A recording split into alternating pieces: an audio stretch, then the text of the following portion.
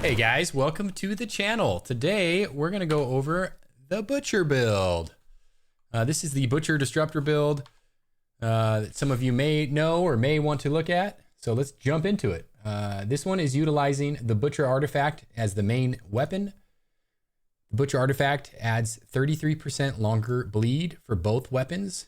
Jagged Whirls now inflicts a bleed, and it has Keenly Jagged on it with Empowering Whirling Blade.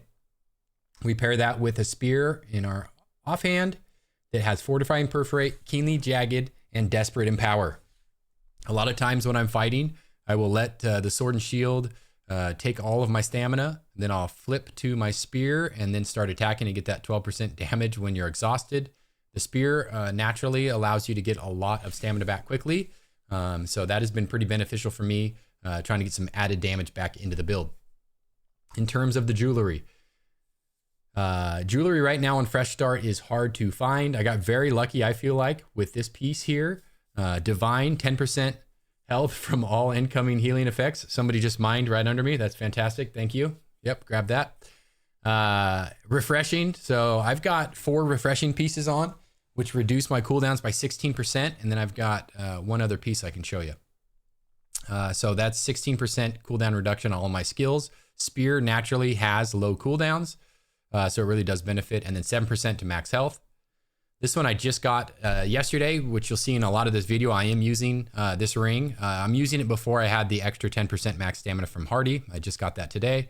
But this is called the Blood Drinker. So you lose 25% of your damage, but you gain 25% lifesteal, which is a huge benefit when you're trying to work outnumbered without a healer. I typically don't run around with a healer, so having the lifesteal is a big benefit. You'll notice in all these videos, we have absolutely phenomenal healing. And so I'm debating not using this when we're doing the large fort wars and things like that. Just because I think that if I just went extra damage, the healers would keep me up. So I'm debating what we're going to make the switch for there. But for right now, I just got it. We're using it, and it's a ton of fun. And you'll see in the videos, I'm still able to get some kills and stay alive, right? I'm pretty tanky, which is what I wanted out of this build. I wanted to be able to go in and fight a clump, but then also be fast enough that I could help disrupt the healers and then the outside dex players. For our earring, Healthy Toast, Refreshing Toast, and Healing Heart. So Healing Heart will give you 10% max health when you use your heart rune. I never really had heart runes when I played this game initially, and I just forget it's even there. So I've got to work on that, but I would get 10% max health if I used it. We could talk about what heart rune to use. I kind of skipped over it. It's not this one. I would use Vines or Stone Form for this build. This one's not bad. I probably should have used it a couple of times in the video that you'll see. It's up all the time, which is going to be frustrating for some of you to watch, I'm sure. And then probably my favorite one on an earring is called Healthy Toast. When you drink a mana potion, you gain 15% of your base health. So I really like that one. I crush mana pots. They're pretty cheap on Trader right now. So I've been utilizing those. Over to our gear. We're heavy everything with a kite shield, heavy helmet with leeching cyclone. So now we get 35% weapon damage as a heal up to 3 targets. So when we drop a clump and then drop our cyclone, we get a lot of added healing out of it. You can see I've got 1 freedom on here. This 1 freedom really isn't doing me anything. So in heavy, you need to go at least 2. So that way you can actually get out of the stuns in time. So it's pretty much a dead perk. Same with lightning harnessing, plus 2% lightning damage. I don't have any lightning on the build. It's really just the leeching cyclone for that heal. We're using the Void Dark Plate. Pretty standard 20% increase to my armor. When you're in heavy, Dark Plate, they just go hand in hand. This was on the last mutation in Dynasty. Our gloves, Fortifying Shield Rush. Traditionally, I think you'd want this on your shield. For now, this is what I've got with 1 refreshing on it, which is nice for my cooldown reductions, and then Slash Conditioning. So slash damage. Also, I heard that bleed damage comes in as slash damage, so might be some benefit there. Enfeebling Skewer. If Skewer wasn't overloaded enough, this is going to overload it some more, right? So we'll talk about the actual skills here in a minute, but this one's going to basically take the target down by 27% damage. So reducing their damage 27%. Huge skill. One more refreshing to keep our cooldowns low, and then strike conditioning. On our feet, we're using elemental aversion. I think if I had more of these, I would benefit from it with all the fire staffs out there right now. And then even a lot of times the muskets and bows will move over a lot of their damage to elemental. Empowering leaping strike. This is how I get some of my damage back from the blood drinker minus 25%, and then invigorated. So I've been toying with adding more invigorated. There's so much weaken and disease and rend out there right now. I think there could be a lot of benefit from this to make sure that all my heals are maximizing, and I might be able to save a lot of damage that way. Excuse me, save a lot of healing that way that I'm not getting now. So that's the build. In terms of gear, still a work in progress. Like I said, we're on fresh start, so you kind of got to get what you can get. Right now I'm running 250, 150, 150. Sometimes I'll eat food, take me up to 200 con. Right now, I like the 33% stamina regen rate while performing basic melee attacks. I am missing out on the 10% bonus to backstab and headshot. I think I need to find a way to get this one. And so it could just be maintaining 150 and then eating food to, rotate these 4 points up and then eat food to get me up to this slot. I think would be an okay move here. If you're finding you're dying a lot, obviously coming up to 200 con, you've got to figure out what works for you. I know some people play this with this one here. Weapon swapping will cleanse all stun, root, control, status effects. Toying with figuring out how to get there too. Just a lot of my gear right now does have strength on it. So for me, this just made the most sense. And you can see the breakdown of the skills here, or of the damage. So 1472 and 1492. All right, let's jump into our sword and shield setup. Whirling blade, obviously we're running that for butcher so we can get the bleed from it. We come down one here, heavy, and it inflicts a 16% weaken for 6 seconds on targets. So we've got a lot of built-in weaken to our build. Heavy attacks get you a 30% empower, so I like to heavy into a lot of the combos. The final attack of our light attack also applies a 2-second rend, so when you're chasing down a target, you can hit him with that rend, hit him with the whirling blade, they'll be rended, the bleeds will hit harder.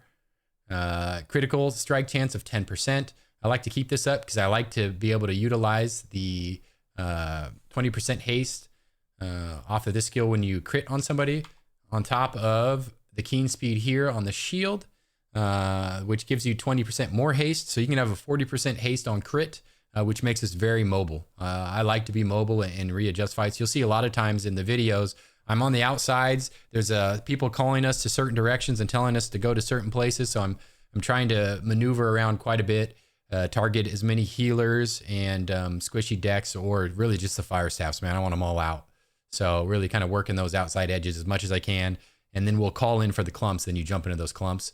Also having counterattack on here is nice. It's another 30% empower. So if I don't have time to heavy into a skill, I can block into a skill. And either way will give me that 30% empower that will stack up with our 10% empower from the leadership passive down here.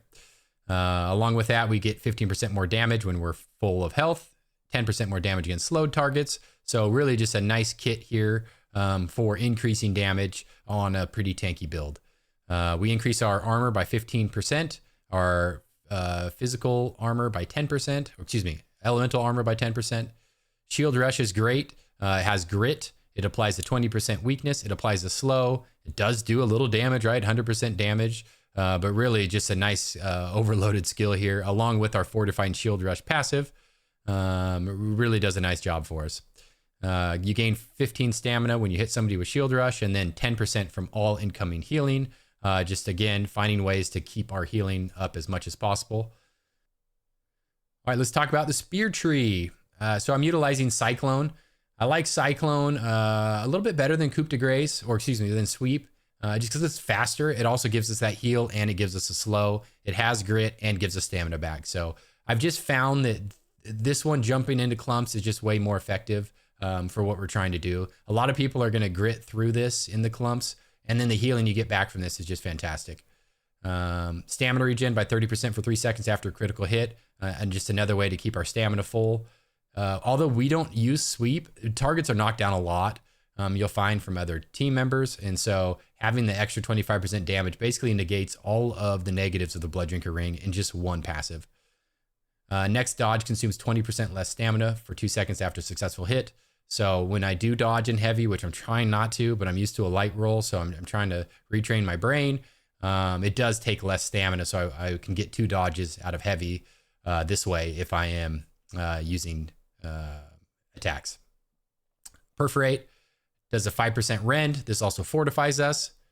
Add another 5% rend if they're above 50% health. So a fresh target is going to get a 30% rend and a 30% weakness if we can hit him with all the targets.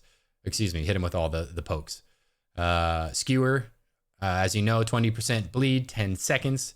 Adds another 5 seconds here, plus the Butcher. This thing is bleeding forever on people. You're also going to do increased base damage to people with full health and a 20% empower. So this generally is your opener. Along with that, we've got the 15% increased base damage against targets with less than 30% health. Ability Spear cooldowns reduced by 10% on the second hit of a light attack, and our critical strike chance is increased by 15% when attacking a bleeding target. So, oh no. Oh, I just burned a pot. I didn't want to do that. I wanted to burn my mana pot. All right, so let's show you what we got here. He just disappeared. Give him a second. There he is. So we're going to start Skewer into Fortify and Perforate. And you can see we got the heal back. Now he's got the bleed ticks going. So now we can block this if we want. Right into a Whirling Blade. So we had a 30% empower there. We can go here, weaken, heavy, and then kind of work that rotation again. So some of what I like to do, I'm still working on perfecting what rotation I like the best. Main goal here is just utilizing the empowers to the best of your ability. That's what I've got for now, guys. Hey, good luck out there, and we'll see you in a tournament.